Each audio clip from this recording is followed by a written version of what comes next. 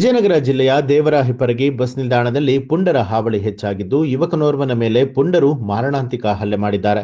ಈ ಘಟನೆಯ ದೃಶ್ಯ ಕೇಂದ್ರ ಬಸ್ ನಿಲ್ದಾಣದ ಸಿಸಿಟಿವಿ ಕ್ಯಾಮೆರಾದಲ್ಲಿ ಸೆರೆಯಾಗಿದ್ದು, ಈ ವೇಳೆ ಓರ್ವ ಯುವಕನಿಗೆ ಗಂಭೀರ ಗಾಯಗಳಾಗಿದೆ. ಪಟ್ಟಣದ ಖಾಸಗಿ ಆಸ್ಪತ್ರೆಗೆ ಅವರನ್ನ ದಾಖಲು ಮಾಡಲಾಗಿದೆ. ಈ ರೀತಿಯಾದಂತಹ ಘಟನೆಗಳು ಬಸ್ ನಿಲ್ದಾಣದಲ್ಲಿ ಹಲವಾರು ಬಾರಿ ನಡೆದರೂ ಕೂಡ ಪೊಲೀಸ್ ಅಧಿಕಾರಿಗಳು ಕ್ರಮವನ್ನ ಕೈಗೊಳ್ಳದೆ ಇರುವಂತದಕ್ಕೆ ಸಾರ್ವಜನಿಕರು ಆಕ್ರೋಶ ವ್ಯಕ್ತಪಡಿಸಿದ್ದಾರೆ.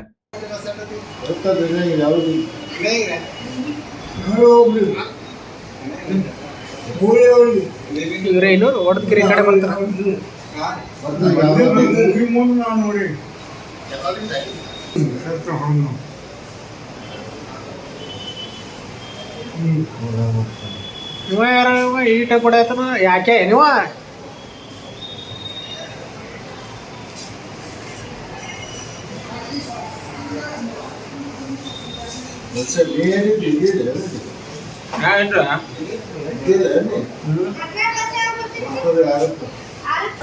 ನ್ಯೂಸ್ ಅಲರ್ಟ್ ನಿಮ್ಮಿಂದ ನಿಮಗಾಗಿ.